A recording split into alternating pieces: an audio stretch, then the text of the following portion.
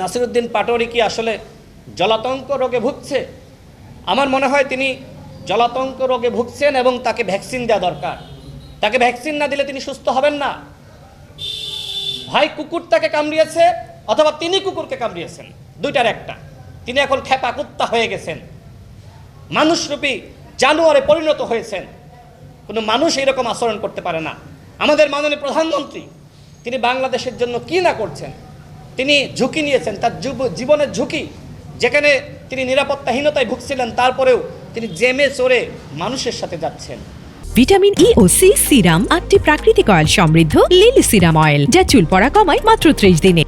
তার যে পরিকল্পনা, এই যে সামাজিক নিরাপত্তামূলক কর্মসূচি, ফ্যামিলি কার্ড, কৃষি কার্ড, কৃষকদের ঋণ মওকুফ করা, কৃষকদের পাশে দাঁড়ানো, এই মানুষটিকে বিতর্কিত করার জন্য এই রাজনৈতিক ফাপড়বাজ নাসিরউদ্দিন পাটোয়ারি নানান ধরনের বক্তব্য দিচ্ছে।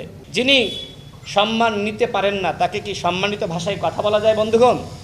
বলা যায় না। আজকে নাসিরউদ্দিন পাটোয়ারি বাংলাদেশের রাজনীতিকে কলুষিত করছে। এই নাসিরউদ্দিন পাটোয়ারির উপরে জামাত এবং শিবিরের ব্যাপক ক্ষোভ রয়েছে। গণ অভ্যুত্থানের পরে জামাত এবং শিবিরের রাজনীতিকে সবথেকে বেশি প্রশ্নবিদ্ধ করেছে নাসিরউদ্দিন পাটোয়ারি।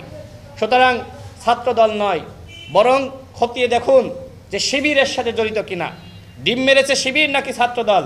আমি প্রশাসনকে বলবো, খতিয়ে দেখুন।